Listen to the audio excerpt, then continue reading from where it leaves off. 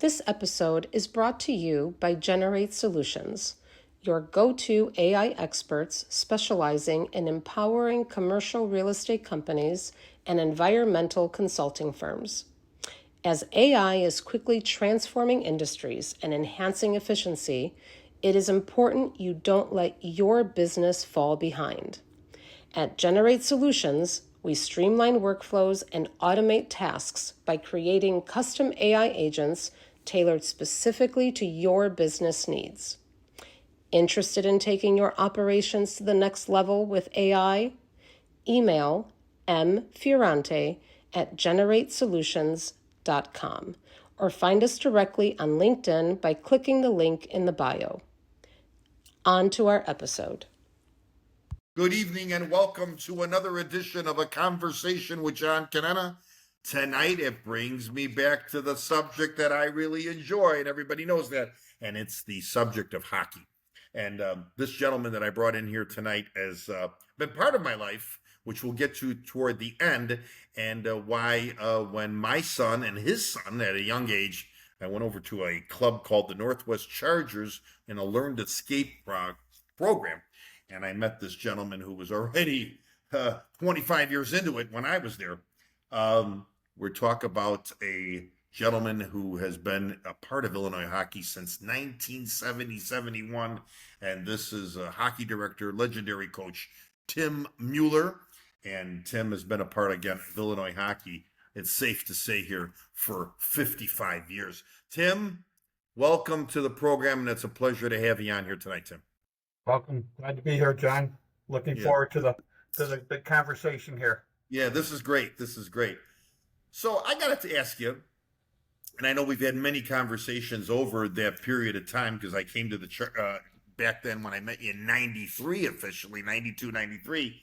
How does it start for you, this thing with hockey and the direction of what you took in the way of the career of, not only hockey, being a director, managing rinks, being involved in so many different things. When do you remember where you're like, okay, I want to take a shot at this? Well, I think the thing started back my freshman year of college, answering a little wanted ad at the Harper College board there about a job at the Rolling Meadows Park District to teach a flag football class. Oh, wow. So I applied for that, got a job offer to do a flag football class. I was working to be a PE teacher at the time, and got the opportunity. And at that time, they were building the Rolling Meadows Sports Complex. Okay. They were just it was supposed to be ready that September, but didn't get going until that following January when they or December when they finally opened it up. And I started working for the Park District then. And when the rink opened up, I asked if I could get a job at the rink. So I started working at the rink, skate guard, janitor, anything I could do at the rink. And they had hired after the first season there, that coming summer of 71, they hired Gene Ubriaco there to run their hockey program. So me and Gene just kind of hit it off, and he got me really involved in hockey. I was playing for Harper College hockey team at that time. At that time, all the junior colleges in the Chicago area all had hockey teams. So I started playing there and just got involved with Gene, and it went from there. Tim, are we talking 1971? Yep. We're talking 71. And that was when it was actually the Warriors. Well, the Warriors the Warriors had just got going there. That was the first youth organization that started at Rolling Meadows that Gene put together, and it was a house league. And at that time, everybody basically had house league teams, and out of the house league, you had travel teams also. So kids played on a house league team and a travel team all at the same time. And that it was kind of like the Wild West back then because you could play on 3, 4 travel teams if you wanted to. Wow. Yeah, there was no, like we have this high rule of making the rule of one team and Right. yeah, right. Correct. Yeah. Now, this was the sports complex on Owl, Correct. correct? It was Correct. brand new then. It was brand new. Right. Right. Yeah. Right. Now, when this was all going on, were the outside rinks were the prevalent rinks of the time, correct? Pretty much so. I mean, I think Northbrook was open right around then. Oakton a little bit was open at that time. Right, right. You had a couple of Michael Kirby rinks that were going at that time. I think the bubble in Deerfield was also started that time. There was a big rink in Wilmette. Because I remember the first time I skated in an indoor rink was Franklin Park in 1974. Yeah. Off of Waveland Avenue. And then, of course, most of the time I was playing at the Flying Carpet on Manheim and Higgins. I played there. Yeah, so we got to watch our age on this program, Tim. No, but so this progresses for you in the sense of then I think the next thing I saw, you had formed something with a gentleman, I think it was named Emerson, with the Jesters. Yeah, right. So, Gene had a USHL team, which was at that time men's league teams, called the Chicago Warriors, and that. Okay. So I started a Pee Wee team. I had a Pee Wee independent team called the Chicago Warriors, and we had the same uniforms as the USHL team. And then Dave Emerson, he was with an organization called the Flames out of Randhurst. Oh, and yes. He was kind of the manager there also. And he decided that he wanted to start a club called the Chicago Jesters. And that they went over to Finland the year before, and he went over there with his son. He saw the Jokerettes, and he came back with this idea, the Chicago Jesters, and came to me and said, let's put this thing together. So that summer we put together all free skates and that. Oh, wow. And we had so many kids coming out to these skates from mites all the way up through midgets that we had 2 rinks going at a time. We had so many bantams. We had both rinks going at the same time. It was an idea that he had. He gave us the ice for free. We started the club, and we put the club together. I coached the Pee Wee team there that year. And the first year we put the organization together, we had Chris Chelios was in the organization. Wow. As a bantam player, and Eddie Olchek played his first year of travel hockey as a mite there. So incredible. So, and you saw both of these gentlemen at a young age. Oh yeah, definitely. Yeah. Not to jump forward because I would like to get to both of them late in this thing, but could a Tim Mueller see the talent of a Eddie Olchek and a Chris Chelios then? Well, Chris was a pretty dominant player at that time. He was a forward, and he was playing for Mount Carmel High School, just starting out at Mount Carmel High School, and in the Bantam team, and he was a pretty dominant player at that age. But you didn't think of him at that time that he was going to be the player that he was. Right. And he wasn't a really big kid either at that time, and that. But and Eddie, he was he was probably twice as big as any kid out there. Yeah, I can imagine. Right. He just rolled through kids.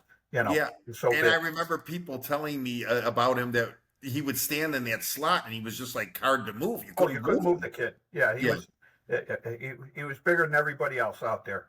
Wow, as a incredible. Because I know when Chelios got to Moose Jaw, then he really gets noticed. Correct. That one summer when he went out to California or something. Right. So you're at this level and you're making the progression as this young adult. Was it now? Are you looking to keep doing the progression? Are you looking to say, okay, I'm into this. What's the next level of this? How was Illinois hockey then, of course, in comparison to now? Yeah. It was, back there were a lot of AAA teams and that. Um, I was young. I worked the ice rinks at that time with the Jesters. I was running the Woodfield Hockey Center, which was on Remington Road, which is now an auto body shop. Right? I was running that.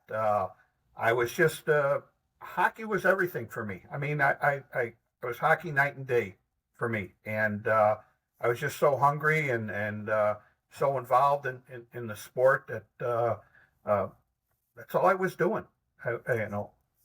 Tim, I want to ask you this question because coming from an Italian background, Italian parents, my dad and my mom being the type that were very, always coveting of us, and playing in these outdoor rinks.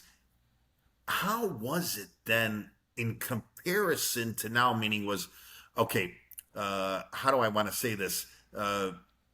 You had the opportunity. I mean, this was considered now what you're doing, the travel of the day, right?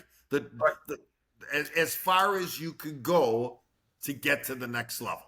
Yeah, I mean, I didn't have any thoughts of making it at higher levels than that. I mean, I was coaching the highest levels in Chicago at the time, and was enjoying it. Did a lot of traveling, a lot of out of state, up in Canada. I mean, you traveled to Canada constantly. In Detroit, it was like, you knew that road.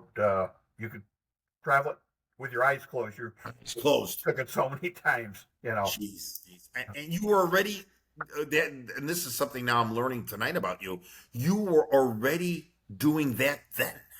Yeah, it just with Gene, when I started that AAA Pee Wee team, it kind of I guess you could say it kind of put me on the map with a lot of the organizations, the AAA organizations that were out there, and got me a reputation as a young, at that time I was in my early 20s. Yeah. So because I think I know you had a stint. From what I saw, you were with the Niles organization. Yep. You had a stint there, I think, up until. But does it really click in about 81, 82, where the Team Illinois thing starts?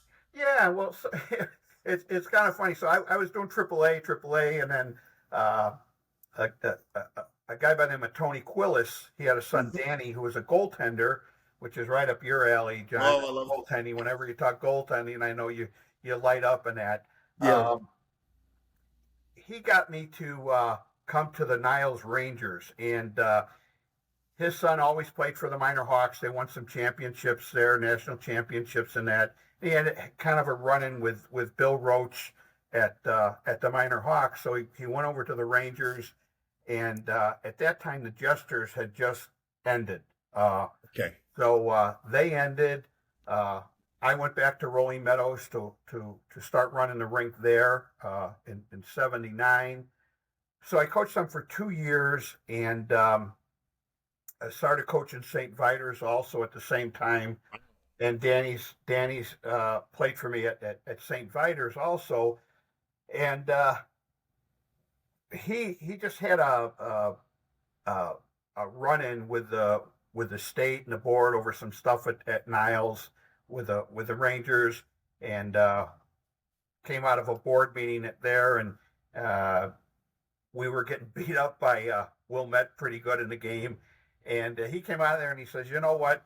We're going back to AAA, and we're going to form a new team." And so he put together a team in the spring. He wanted me to coach it.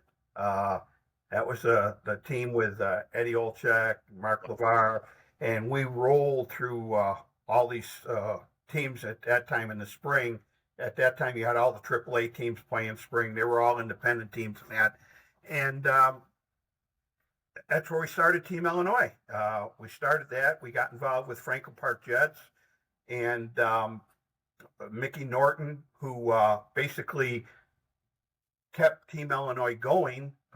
She had a run-in with Bill Roach. She had a Bantam team, which your son played on at the Minor Hawks. And she said, "Can we come with you guys?" And we said, let's go. And so she brought her Bantam team in with us, and we had that year, and basically that was the year that really put me on the map. We won a national championship that year with the team, and it just from there. Was that 83, 84? That was 81, 82. 81, 82. Yep, Okay, yeah. yep, yep. Because you don't stop there. You kept going. I mean, you have the like in this what I see about you and what I've heard about you and what I knew about you, you always had this innovation. And now the Chargers. Well, yeah. So I was running the Rolling Meadows rink at the time, Right. and at that time the Schaumburg Kings were a really big club, and they were skating out of the Polar Dome, and they were skating out of Rolling Meadows also. And there were two clubs there: the Rolling Meadows Warriors and the Palatine Norsemen, and they kept losing their players to Schaumburg all the time, all their better players, and they could never really get themselves going. So I got the two clubs together, and I said, you got a choice here. Either you merge and put it together, or you're going to disappear because the Schaumburg Kings are going to do it. And I made an agreement when I said, all right, if you merge, I won't run any ice to Schaumburg. And they're out, and we'll form the new club called the Chargers. So that's what we did.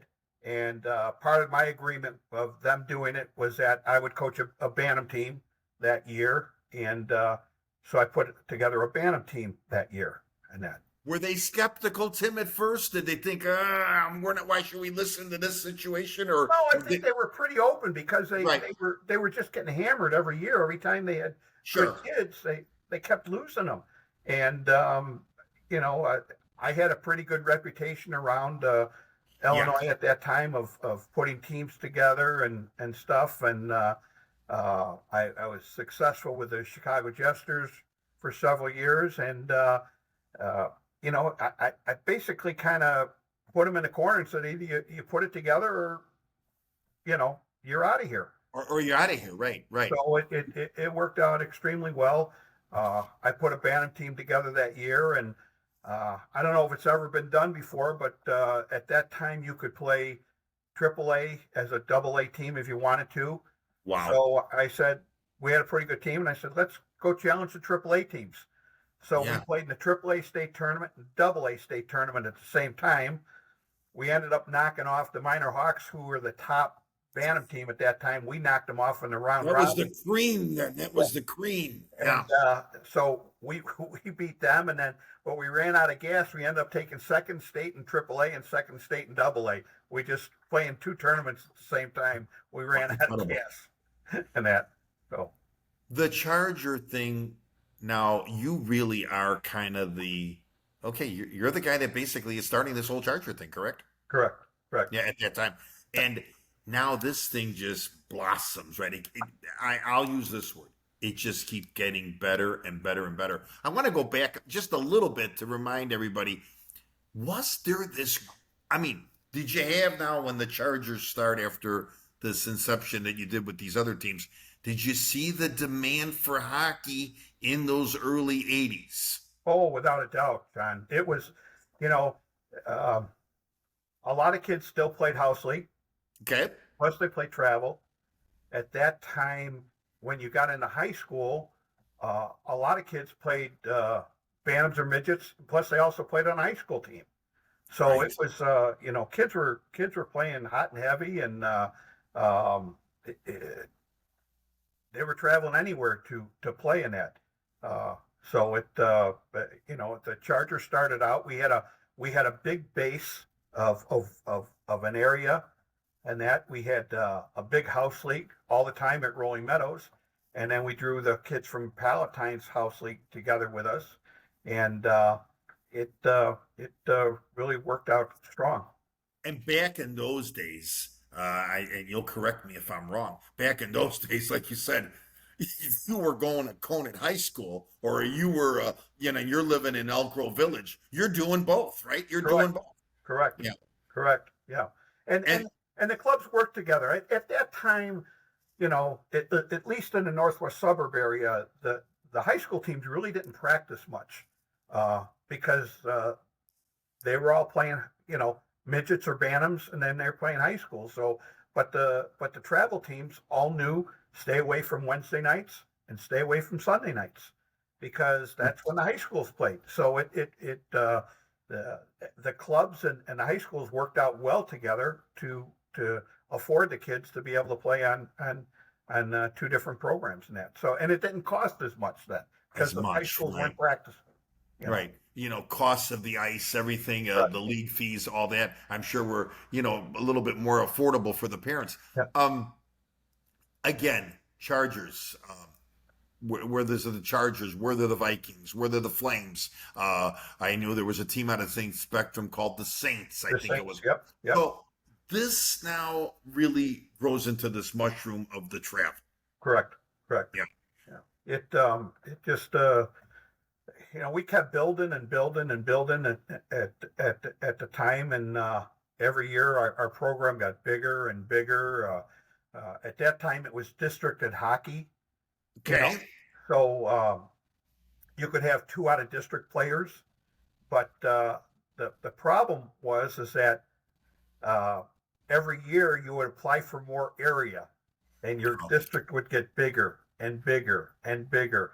So the Falcons had a huge. They just kept getting bigger. They were close to. Were they always up north, like when we talk about the Deerfield, the Highland Parks of the world? Yeah, but they grew all the way down, and they were in Arlington Heights, part of their district.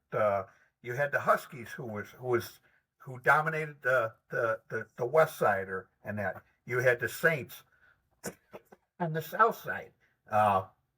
So these clubs just kept getting bigger and bigger and bigger, and we got involved in that. We just kept fighting for more and more territory, and our district was just absolutely huge. Would you consider yourself back in that time level? Let's take 81 to 2002. Did you consider yourself a guy that was, hey, I'm working 12-hour days between hockey and you're running, you're still involved with Team Illinois. Yep. When I was coaching at the Chargers, you're running the Park District. When you go back and look at it now here in 2025, do you ever sit down and look at Nikki and go, how the hell did I do this? What goes through your mind now? Because I'm just looking at this and, like I said, we could be here 3 hours. How did you pace yourself in those days doing all that you did? I had some good people working with me, and that, that was the key. With the Chargers, I had Dick Glass and Linda Becker, who did a great job there. I had, at that time, at the end, I had Joe Cucci. You remember Joe, Team Illinois? Team Illinois. He was a workhorse and that. And, as far as the coaching goes, that was my passion. I enjoyed it so much working with the kids. And, when I retired in 2002, and moved to Las Vegas, and I got there probably the first 3 months. I did nothing but lay on the couch. I was a vegetable, and one of the reasons I moved to Vegas, I had to get out. I had to get away. It consumed my life, and not that I didn't love it, but John, like you said, it was like 24 hours. 24 hours. I'm sure that that's all you did during that time level, that people who knew you and still talk about it to this day, was you went to the rink, you did what you had to do at the Rolling Meadows Park District, and especially when they built the new rink on Euclid. I remember I could come there in the morning, you were there. I could come in the afternoon. I could come at night. There were nights when you were leaving at 11, and I would call you the next day at 9:30 in the morning, and you were there. So it was basically rink to sleep, rink to sleep. Well, I think if you ask some of my employees, they'd disagree with you. They said I was playing too much golf. I'm living proof that you weren't. No. But what I enjoyed about you was one thing that I always notice behind the scenes of everything that we're talking about here tonight. And I'm going to go through some, mention this to our audience tonight, a lot of the things that the accolades and everything else. I would come up to you during September and I would say, I'd like to do that Bantam Gold team.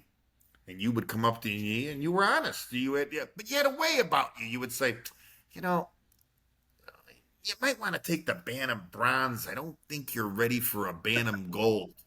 You know, and you then would kind of realize, but you were basically the liaison for the Chargers to put the right people in the right places. Don't you think all these years? Well, at that time they didn't have hockey directors, John. Right.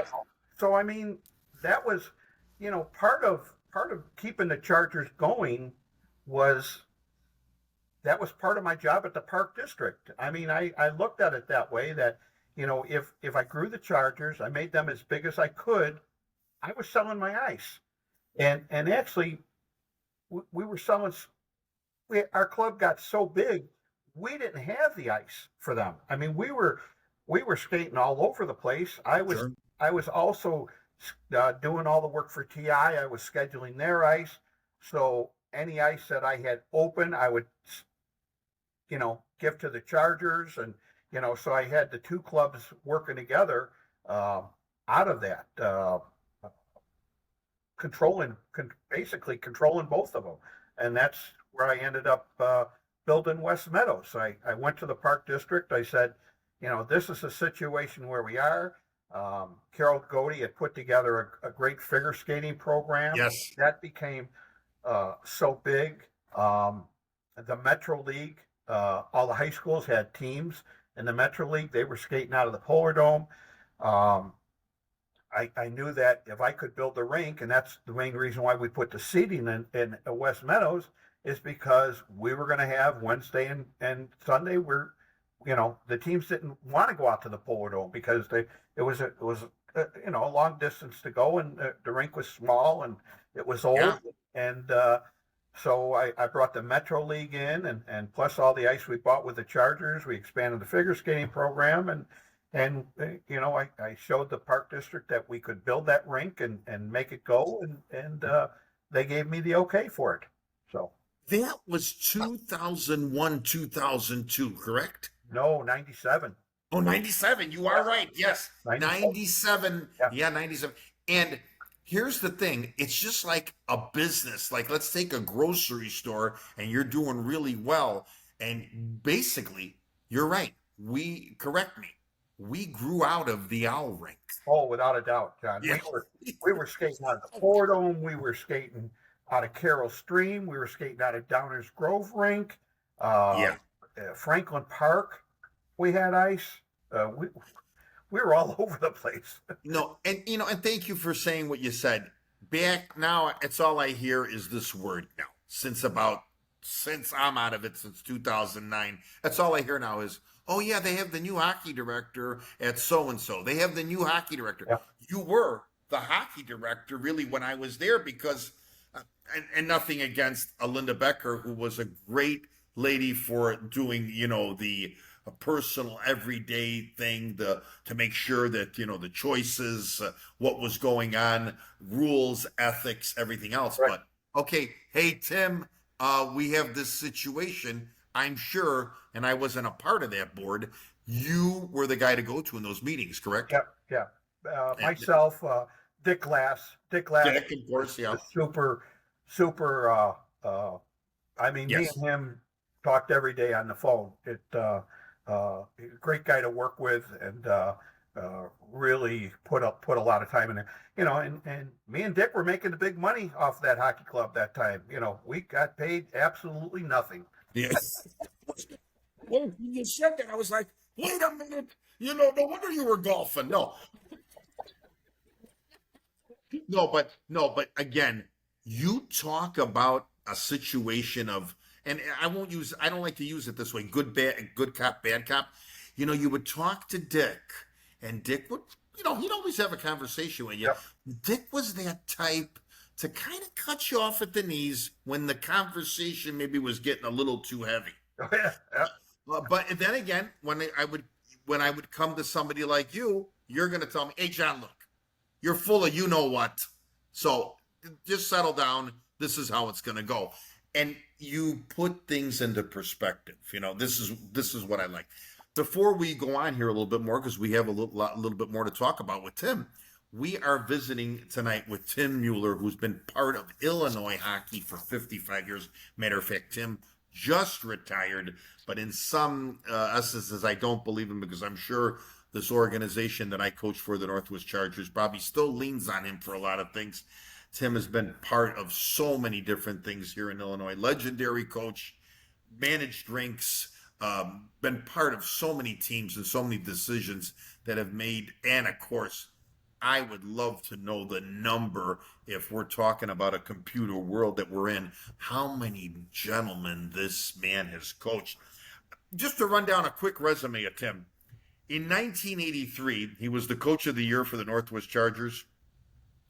He has won the President's Award a few times there. He won the Golden Key Award from the Rolling Meadows Park District, the highest honor given by a park district at that time. The thing that stays in my mind, because this is a lasting impression that my father, who was alive at the time, wanted to go to. Tim retired from the Rolling Meadows Park District in 2002. They held a retirement party for him, a fundraiser to the Make-A-Wish Foundation, which raised over $45,000 in order to bribe wishes to terminally ill children. That was goosebumps that night. It was at the old Rolling Meadows Sports Complex. Yep. It was fantastic. You thought you walked into a new banquet hall the way they had that place designed that night. President's Award for the Chargers, a Chargers annual Coach of the Year, renamed the award the Coach of the Year award. When I won it, it was the Mickey Owens Award. Yep. And now they named it in Tim's name. And of course, we'll get to some of these things, but national championships, tier 1, tier 2, regional championships, I mean, state championships that I don't know how many you won, and you won them at different levels, and that was the part for me that was just amazing.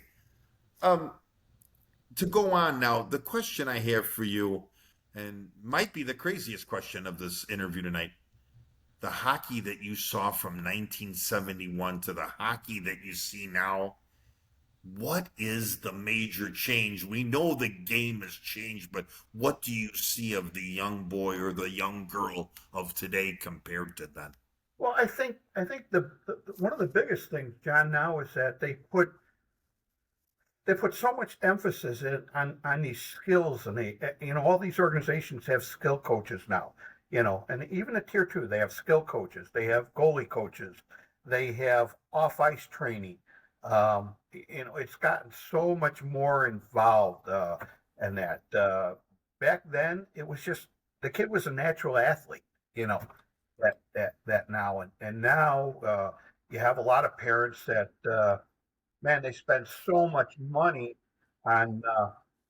I'm glad that's your phone and not mine. Yeah. I put mine on silent, Jeff. Yeah. I'm still teaching. It was the kid back then was basically pure talent. Either you had it or you didn't have it. Nowadays, I mean, these parents are spending so much money on these kids, private lessons all the time, and off ice. It's year round. Back then, I mean, yeah, we had spring hockey. The kids went to hockey camps and that, but they were playing baseball. They were playing other sports. Now, and it's just not hockey. It's every sport has become year round. If you're a baseball player, you go when the baseball season's over. Sure. You go indoors, and that's why I think a lot of these baseball players, they get into college, and that's even some high school kids. They're getting the Tommy John surgery now, is because they're throwing the ball 12 months out of the year. Right. And they when we played in the spring and summer, and then we put the gloves away, and then it was another sport, and we didn't tear our bodies apart. And it was the same way when early we coached in that. The kids were involved. I mean, there were a lot of kids that when the hockey season was over, it was over. Over. And that. But the equipment's gotten better. The skates have gotten better. The sticks have gotten better. So I mean, the kid is automatically going to become better because of those things. And here I want to ask you this, because when I got involved with this in 1993, when Vince and Troy were playing together, does the parent, from the mite era to even to when they get in high school, does the parent really have the blinders on? Is that one parent playing through the eye of their they got the rose-colored glasses on? Without a doubt. I mean, you can see it now. In Chicago, I think there's five AAA organizations, and in my mind, there probably should only be two. And then you're going to really have the cream of the crop playing AAA, and the kid's not going to be there because dad's putting X amount of money into a team and buying his way on there, or because there's five teams. Sure, they have to fill them some way, and before AAA teams would have 15 skaters, and stuff like that. Now, if you don't have 20 players, because you got that big budget you got to cover. Sure. I just think there's too many kids playing AAA hockey at this time. I'll use the word, Tim. If I'm wrong, tell me. This AAA hockey now has become watered down. Oh, without a doubt, it's so diluted. It is so diluted, and that's what I said. I think if you had two organizations, there would be nobody buying their way on to a team. You would, right, because you couldn't afford to take a kid in that situation, and you'd have by far the top 40 kids at every age group, playing in that. I gotta say, and I don't know the answer to two of these. You coached four gentlemen, and if I'm wrong, if it's more, let me know. But you coached four gentlemen that played in the NHL. Two of them I know, of course, Eddie Olczyk, and of course, I think it's Blake Sloan. Blake Sloan, right? Blake played for me as a midget player at the Chargers, right? But he was only a Bantam. Wow. Played for me, and that. Who are the other two that I can't just drill into this Italian head tonight? Mark LeVar. Oh, Mark LeVar. Okay. And he played on the same team with Eddie, and that national championship team. He was Eddie's winger on that team. Yes. And then the other one was Joe Day. Okay, Joe Day. Forgot about him. Yeah. I thought it was Bates Battaglia, but I didn't know if you coached Battaglia or not. No, I didn't coach. I coached Bates for a weekend. We had a spring team that we took up to Montreal to play. Okay. And Bates played on that team, and I think it was a peewee team at the time. And that. Oh wow. Okay, I thought it was them, but I says I'm not gonna get into that. But here, two of them, of course, are on this won Stanley Cups. And 14 of the players were drafted in the NHL. 63 players went on to play Division I college hockey. 8 played major junior. 8 players has coached in. It's just amazing. I mean, to get to that level, and they were all coached by you at somewhere in some time. That has to make you so that's what a feeling. Yeah, it's not only the kids that went to college and that, John, to play on, but all the kids. I always said if a kid played for me, he was a player of mine for life, and that. And right. I always said to a kid, if you ever got in trouble, if you needed help with something, if you had a question about anything in life, whatever it is, my door. Once you play for me, you are a player of mine for life, and I think that's the biggest joy I get is kids that come up to me, and now they're not kids anymore; they're adults, and they introduce their kid to me, and they say, "This is my coach," and they right. Coach Tim or Coach Mueller, and that it's always. That's why you did it, You know what? That answer just gave me goosebumps because, of course, I didn't coach on the level or as long as you did or on the level that you did. But I got to tell you, even to this day, sometimes I'll be out with my wife or I'll be just out and somebody sees me or I'll get a text from somebody. Hey, Mr. Conenna, remember the game at Conant? Or Mr. Conenna, how you doing? You know, Tim, you're right. It's no better feeling in the world because this is a life lesson sport. And let me tell you, I really, I've been going back to you. I would just love to know in 55 years between, of course, the majority of them would be young men. And even as we went on with this sport with women, how many players you coach and you've left, what an impact you've left on some players. I mean, to this day, I could go up to an Eddie Olczyk. Matter of fact, Dominic Porro was in here 2 weeks ago. Dominic only stops by to eat, but Mr. Dominic, Friends, Mr. Friends, we call yeah, him. and he says that a day doesn't go by sometimes where Eddie doesn't talk about you, and we're talking to this audience tonight, and we're talking about Eddie Olczyk, who class act. All right, listen, we're gonna play a game of 5 questions. Oh boy. So I'll be honest, we could be here 2 hours tonight. This has been just fantastic to break this down and everything else. But 5 questions, and then I got to say something about you after the 5th question. But are you ready? I'm ready. Okay. I didn't know your dad, but I do remember your mom. Your mom's name was Hazel. Correct. Yes, Boy, I remember that. yeah. Yeah, and besides them, or if you want to mention them, who were the first early mentors in your life that put you on this good path? You remember that you're at the light maybe with Nikki, and you say, "Gee, I remember so and so." Well, I think the biggest person as far as that goes. I mean, my dad pushed me hard. Okay. I was a catcher in baseball, and he was that dad that stood behind the screen and yelled and screamed, and and he was pretty hard on me. I lived across from a playground in the city, so I was, I played football, baseball, street hockey, everything you could. But my gym teacher in grade school, Ted Leonis, he was the guy that got me going. Our gym classes, I ran track for him there, and I just looked up to him so much. I was a sports nut. I wasn't a big guy in school. Right. I didn't like doing the homework. I mean, I did enough to get by and to get through. But if it had anything to do with sports, I was there. And because of him, I wanted to become a gym teacher.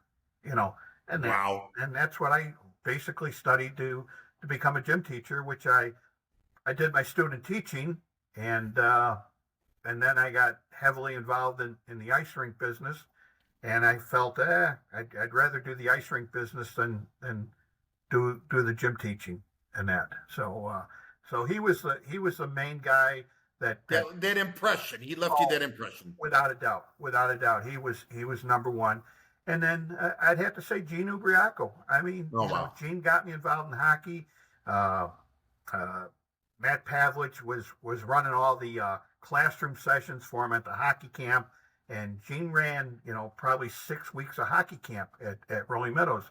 And the first week, Matt Pavlich had an illness or a death in the family, and he had to go back up into Canada. And Gene was kind of stuck, and he said to me, he said, you want to run the classroom sessions for me?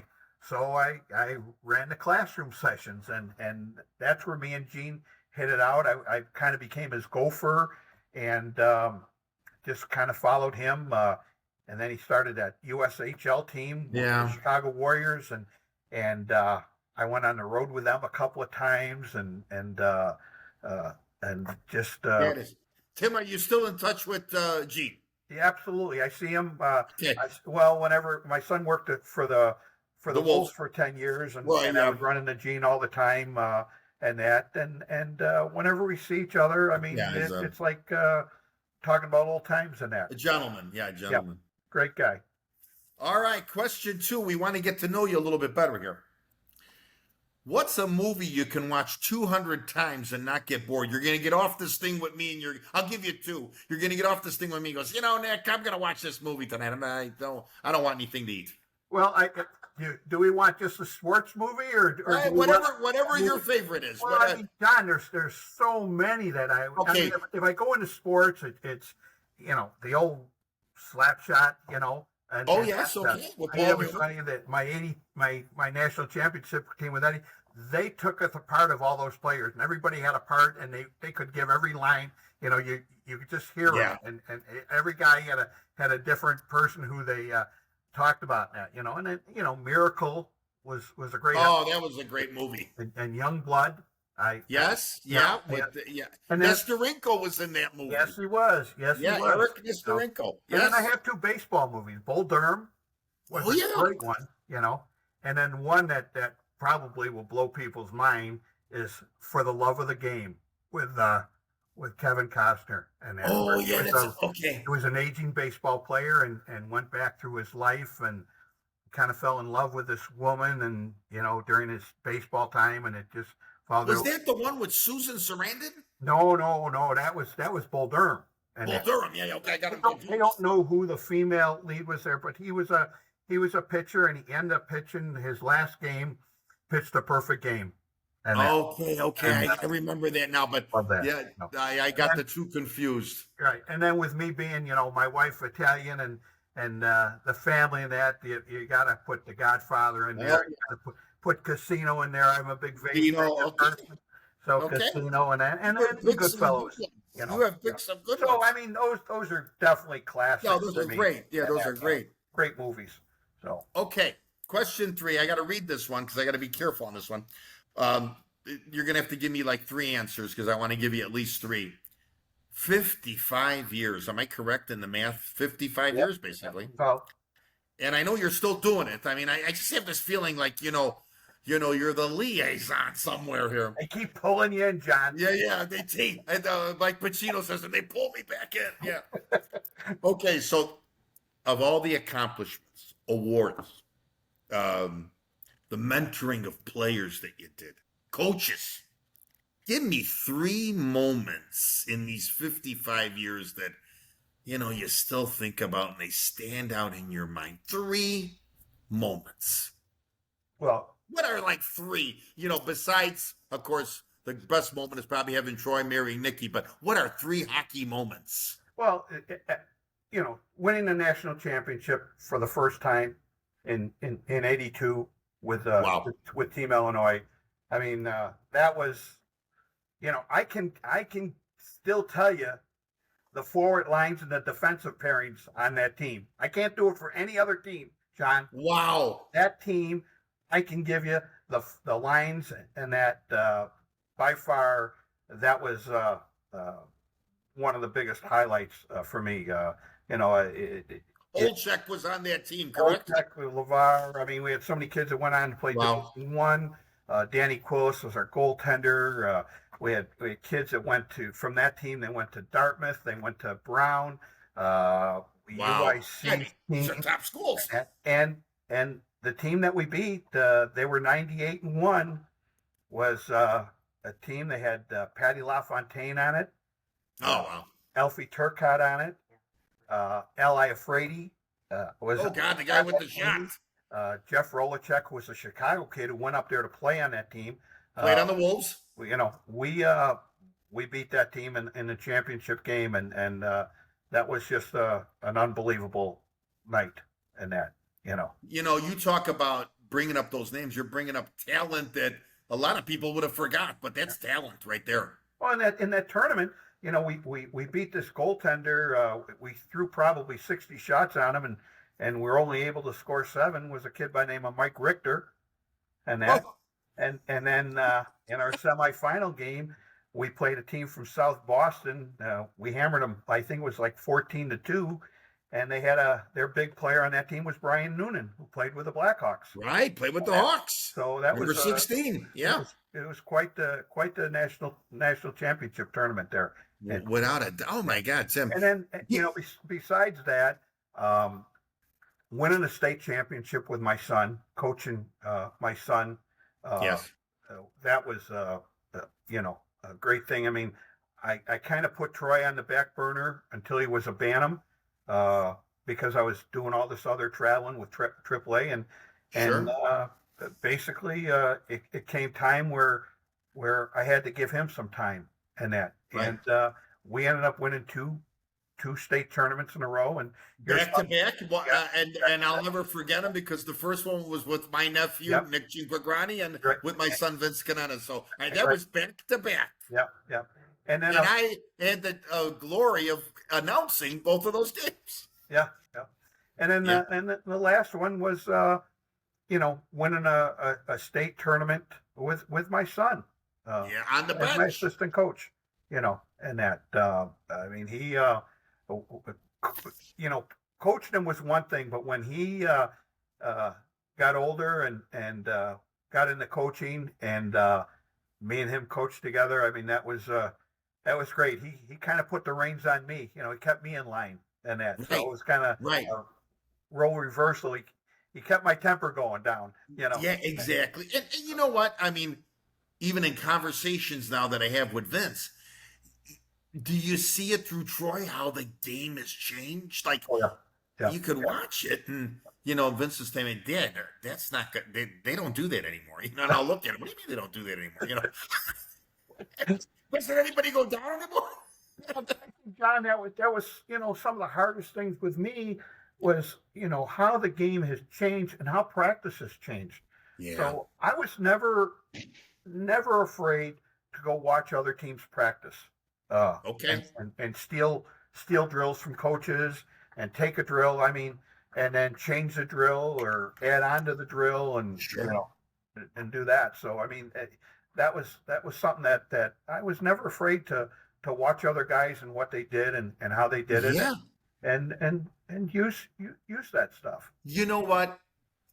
I think that's the best answer of the night here, because anybody in Illinois knows that you've coached Illinois hockey for 55 years.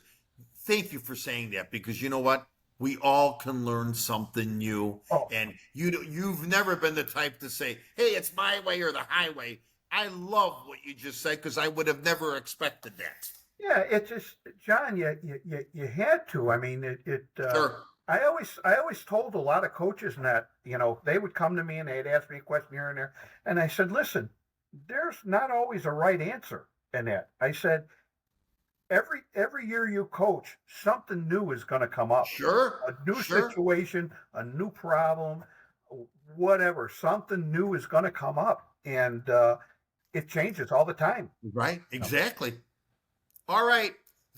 We have two questions left, and I'm going to say something about it. But this question, I got to give you at least 2-3 minutes, because this is a good one. But this reminds me of you, and you kind of led into this from question 3, because you said you remembered that you could still remember the line when you won the national championship. Mhm. You're going to give me 10 guys, professional players, from, let's say, from when you were a youngster to now. 10 professional players. Listen to this question 10. I'm going to give you 2 lines, 5 and 5. 2 goalies. Oh God! You're the coach that you're going to war with.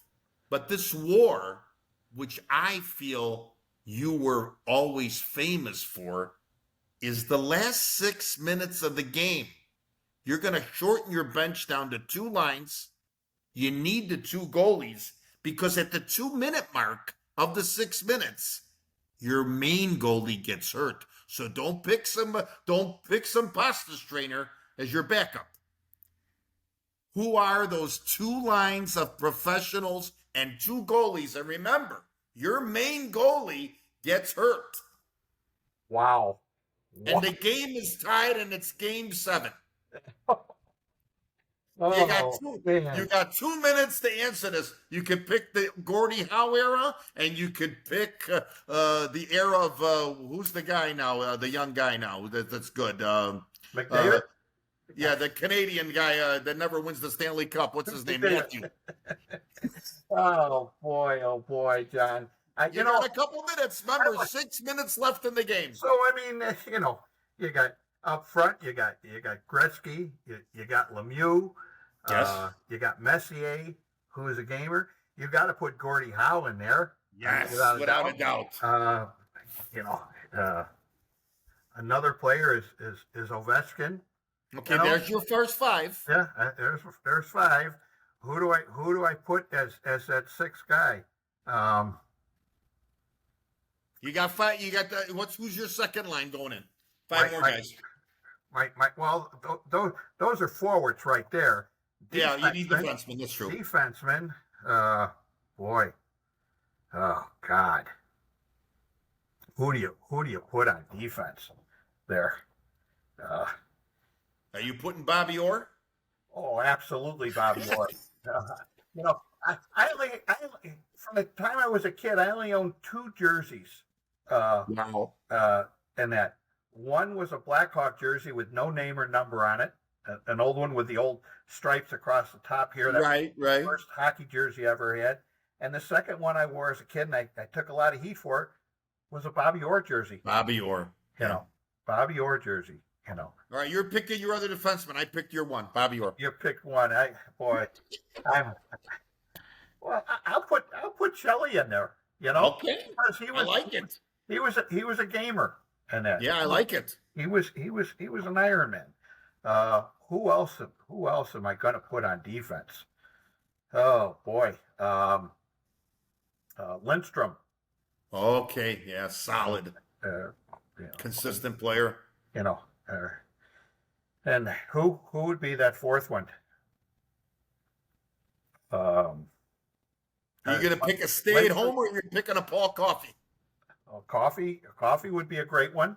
Yep. Can't go wrong. I mean, from the old Oiler years and that. So yeah, you could put him on there. You could put old Harry Howell on there. Oh yeah. The old Ranger. And that goaltenders. I mean, all right, you got two. Remember, I got to name two goalies. Two of your all-time that you saw from when you were a teenager. Well, when I was a kid, it was Glenn Hall. Okay, great goalie. It was always Glenn Hall and Jacques Blond. You know, those two together. You had Terry Sawchuk, who was another great. Oh God. You had the Gump Worsley. Those are the old days when I was a kid. You know, Brodeur, Dryden. Those are Bernie Perrant. You know, Jerry Cheevers. I mean, how could you name? You know, goaltenders. There's so many great ones there that I know it's hard, but I wanted to name any of the goaltenders or the players now, and that I want the old guys. You know? Yeah, I know, that's hard. But I just wanted to see your mindset on this, and it was a good one. I mean, I enjoyed it, but remember, and that's how you coach. I remember in game situations, you knew who to put out there when you're down by one or ahead by one, or if the game was tied. It was your way of doing things, and I just loved it. I always had a philosophy, John, though, that if you put a kid on a team, you played them, and that. Yeah, it's true. Some kids would get more time than others, you know, and some parents would say, well, you have favorites. I think everybody has favorites. You know, it's a trust thing. Who can you trust? Who can't you trust? You put every kid in situations. Sure. You let them kill penalties. You let them be on the power play. And as the year goes on, you find out the guys who you can trust and the guys who you can't trust. You knew what button to push, right? Yeah, That's for sure. Yeah, you had to.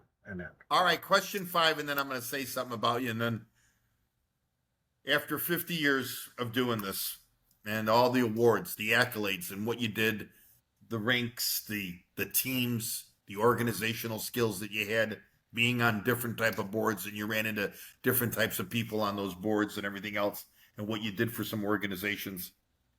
You doing this the same? If you had to do it all over again, are you doing it the same way? Absolutely, John. Absolutely. You know, I don't have any regrets of what I've done over the years. Yeah. I was at times a rebel in that. I spoke my mind.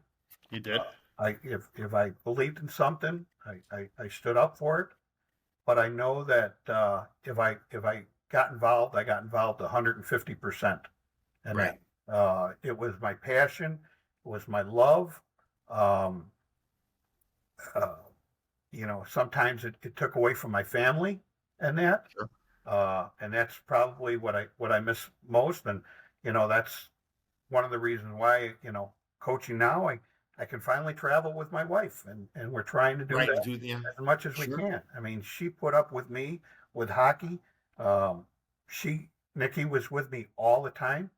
She would Sure. go to games. I see a lot of coaches now. You don't even know if they're ever married or anything. Uh, that team became our family, and Nikki was always there for me and backed me up, and during the rough times, um, she picked me up and straightened me out at times, and a lot of times, a lot of ride homes where I was silent. I didn't like to lose, but she knew You won. when to say things and when not to say things, and she loved hockey as much as I did.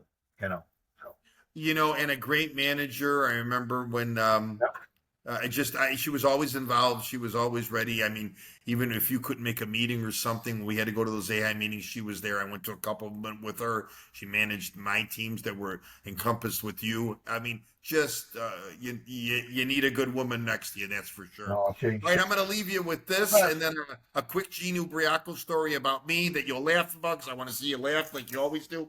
But I want to say this about you. I appreciate what you did for me.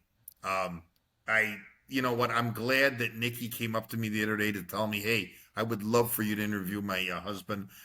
This was great. We have been on here an hour. I thought this was going to go 40 minutes, because this is why I know this would have went 2 or 3. But I want you to know, those years at the Chargers, you were very instrumental in always getting me a team, because I'm sure in those board meetings there probably were people that say, no, we're not going to give this not a team.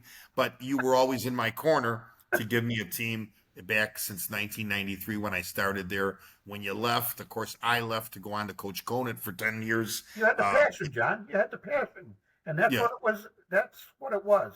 You have to have the the passion, passion. and you had the passion, and you would do anything you could to help the kids out, and Yeah, that's and I the important appreciate thing. what you did for me. And I want to tell you, and every coach that's out there that been under you and what you did for the organization.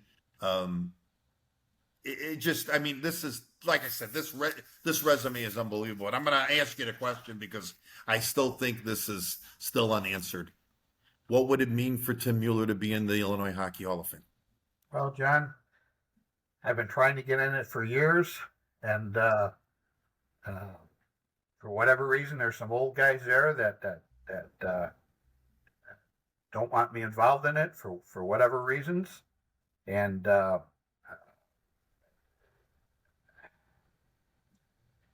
it's it's the one thing that I'm missing, John. I know. And uh, Well, I want you to know that this will go on YouTube and Spotify, our interview tonight, which, as I feel, just as anyone else, you deserve to be there. There's another gentleman who's had a career just like yours, but not as tenured as yours and not as long as yours. But another gentleman I think they're overlooking. But you and a guy by the name of Matty Rossabillo should yeah, be in the Hall of Fame. And I hope when somebody sees the people see this interview that we had tonight, I think it might be a reminder of the things that you've done, because this is incredible. I really want to thank you. thank you very I, much. I really want to thank you for coming on a conversation with John Conenna tonight. That meant a lot, and I'm glad this. It's right in front of you sometimes, and this was great. This was I great. appreciate it. Thank you very Quick, much. quick Ubriaco story, and I'll let you go. Okay. So it's game 1. I'm playing for Holy Cross, and he comes in the locker room. Jimmy Nardella, who passed, of course, who was another great friend of yours, and Right. Nikki was the coach of the team. Mike Nardella's in the room, and Ubriaco goes around. So he goes, the main object here is that we have to score more goals than the other team, and he's given us all 5. And he comes up to me and he goes, now remember, you cannot let anything in. We get trounced by Maine South 8-2. I mean, I look like a macaroni strainer that day. He comes in the locker room and goes, okay, it's game 1 and everything else. We didn't score more goals than them. We know what we have to do. We need to practice. We need to get better. He goes around the room, gives everybody 5, and he comes up to me and he says, and you, You were not supposed to let anything in. Tim, hugs. This will go out on YouTube and Spotify in a couple of days. I want to thank you from the bottom of my heart. Thank you very much, John. I greatly appreciate it. So, All right. yeah. Good night, everyone, and thank you. Thank you.